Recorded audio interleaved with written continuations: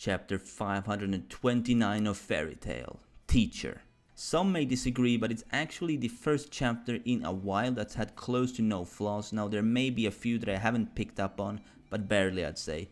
So in that regard, this chapter was really good. Now to start things off, let's talk about the Acnologia chase, which of course happens simultaneously as they talk inside, but I'm going to divide this chapter into 3 parts actually. So yeah, Acnologia is of course chasing Christina, which is the Pegasus ship, and interestingly enough, the ship can keep up with Acnologia's speed. I mean, I guess there's no proof that the dragons are the fastest beings on Earthland, so it's not that strange. Science can do great things, even if this science is powered by magic power. I mean, magic and science put together should give you one hell of a result, am I right? They even go as far as to fire the Jupiter cannon towards Acnologia, hoping that it will damage him, but as we found out in the previous chapter, Acnologia can of course eat all kinds of magic, so he does what you would expect it does, he eats it. And we get a lovely big belly panel of Acnologia in his dragon form. Now that is one image I never thought I'd be seeing of Acnologia. In fact, I think everyone can agree that seeing Acnologia in such a silly picture is, you know, it's the last thing you would expect to see from him, seeing as he's the most evil and cruel and strongest being on Fairy Tale. The Blue Pegasus members are very surprised at seeing Acnologia being able to swallow the Jupiter shot, so clearly they haven't been informed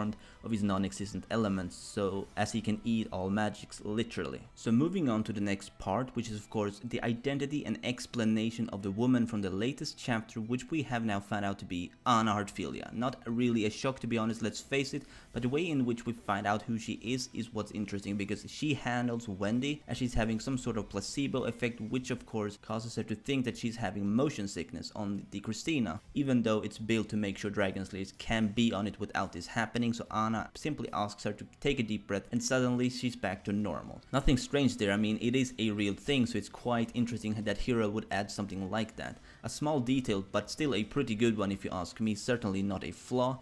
But yeah, so the one to point out who Anna is actually Wendy, as she recognized the woman before her, calls her Anna Sensei even. Now this I am a bit skeptical about, because from my understanding the Dragon Slayers had forgotten anything that happened prior to them going through the Eclipse gate, but somehow Wendy seems to remember her. Now that I think about it, it's not really a flaw either, because the human brain can actually do that as well. Even though you may seemingly have forgotten about someone or something, if you suddenly meet that person or see something, then your memories can actually return to you very easily. So I think that's most likely what's happened to Wendy in this chapter. The reason Natsu didn't remember any of this is because he never saw Anna Heartfilia himself, and Zeref was probably not there at the time. One could argue that he should have recognized Zeref on the Tenro Island by this logic, which is kind of a fair point I guess, but then again, it depends on how close Natsu and Zeref were way back when. I mean, we know Zeref handed Natsu to Ignil, so it's possible that the Dragon Slayers were with Anna and the dragons much longer than Natsu were with Zeref as a small child. He may even have been too small to actually remember anything at the time.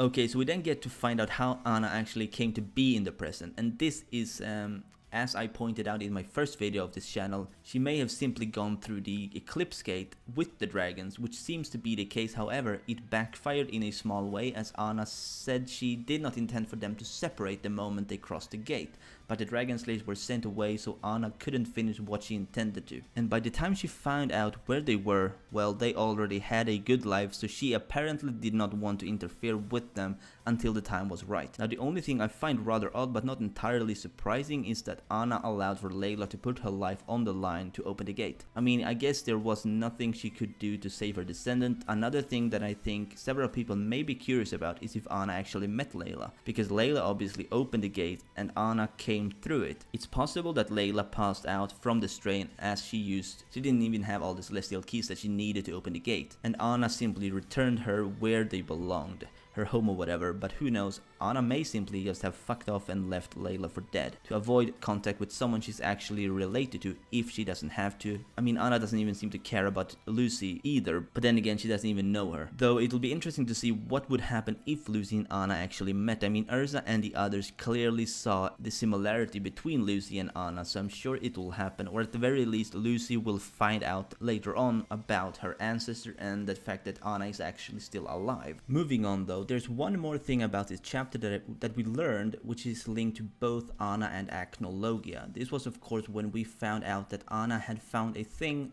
as she called it, which is of course not a power but something else that she calls the time lapse. Now what we find out is that this time lapse can function as an eternal prison for Acnologia, a way to seal him away for good, which I guess isn't a terrible idea, but I mean, celestial magic is deeply linked with time in a way that the worlds don't even have the same time flow or anything, not to mention that the Eclipse gate is a time machine which is powered by having a celestial wizard open the gate. So for Anna to find out about such a thing is not just a matter of convenience. A thing that I'm curious about though is just how strong Anna Heartfilia is. I mean, if they are to seal Acnologia, it will take more than just chasing him to a certain location. They somehow need to force him into the time lapse, however that's gonna work out. I mean, we don't even know if the time lapse is through the gate or if it's some kind of spatial rift somewhere else or whatever. It could be a number of different things, so I wonder just how that's gonna work out. But I actually hope that the time lapse idea fails, because what we want to see is Natsu and potentially the other Dragon Slayers as well defeat Acnologia, but I don't see the other Dragon Slayers helping much, because obviously we know that Acnologia is immune to all magic, but if Natsu can tap into the power of E&D, then Acnologia would not be able to soak that power, because that will be curse power, not magic power. And then there's of course Mavis's plan, which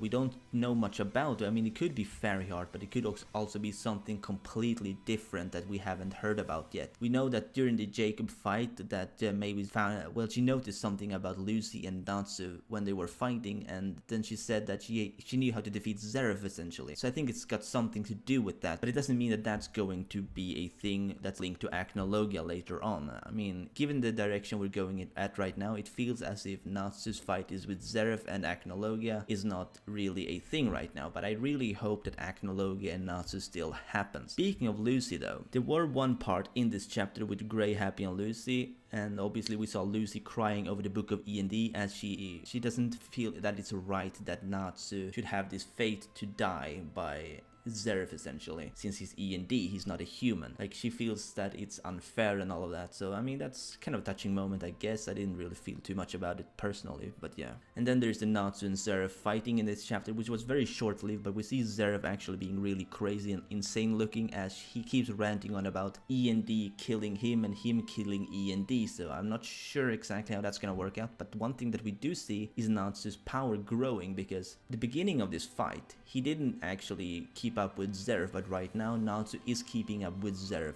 completely. Well, at least it looks like he is. So I think his power is growing, and I'm just wondering how much it's gonna grow before this fight is over and who's actually gonna win. I mean, I imagine Natsu will win because of the fact that, you know, obviously he's the protagonist and Zeref is the antagonist, so it feels like Natsu is going to win, but we're just gonna have to wait and see. Well, I think I'll wrap up the review here. I think I covered most of it, if not all of it. Well, I left some insignificant parts out that weren't really important, so yeah. Let me know what you think about this chapter down below. Was it good, bad, or somewhere in between? Comment down below, and as always, if you did, please like this video if you enjoyed, and subscribe if you wish to see me cover more fairy tale as well as other series.